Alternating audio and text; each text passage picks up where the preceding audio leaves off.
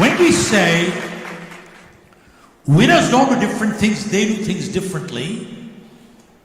What do they do differently? One, they form the habit of doing things losers don't like to do.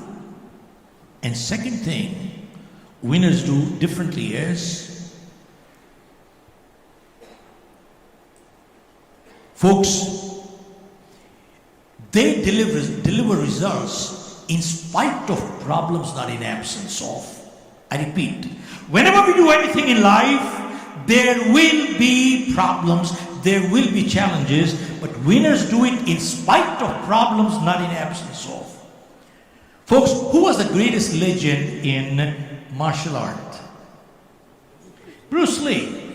How many of you are familiar that Bruce Lee's one leg was shorter than the other by 1 inch? You are familiar, sir? 1 inch. Folks, 1 mm, 2 mm, 3 mm can disalign a person, but 1 inch. And Bruce Lee's eyesight was -10. He could not see his opponent without lenses.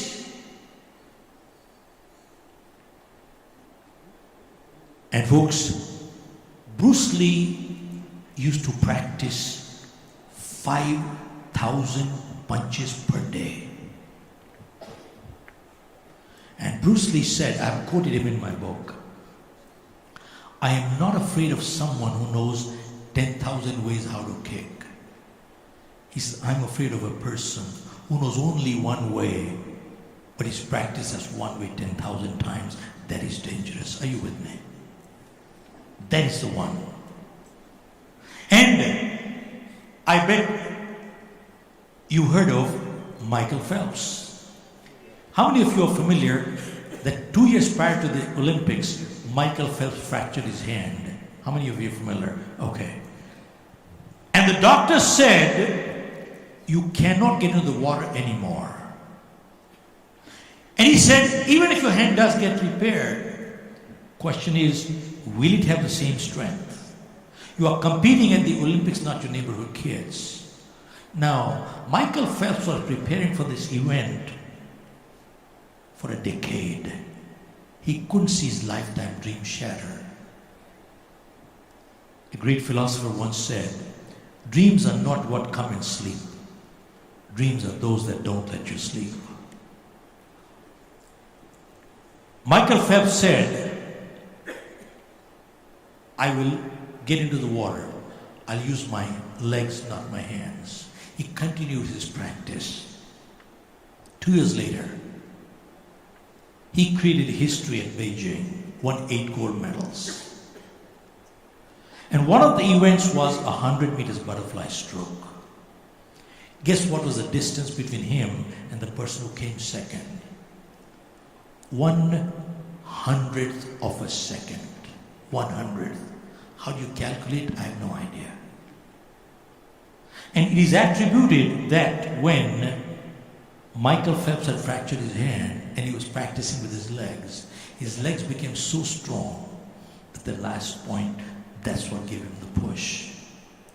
Now folks, this is the story of Michael Phelps as I read as per Olympics. Now this is my version, I've added to this. While Michael Phelps was there and he won 8 gold medals, press was there and they asked him, must be your lucky day. Mr. Phelps, you won 8 gold medals, must be your lucky day. When Michael Phelps heard the word must be a lucky day, he didn't like it. He said, you come here, I'll tell you how lucky I got.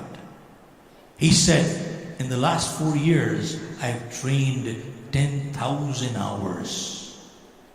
And if you're good at maths, it translates to 2,500 hours per year. And if you're good at calculus, that translates into 8 hours per day, no Sunday.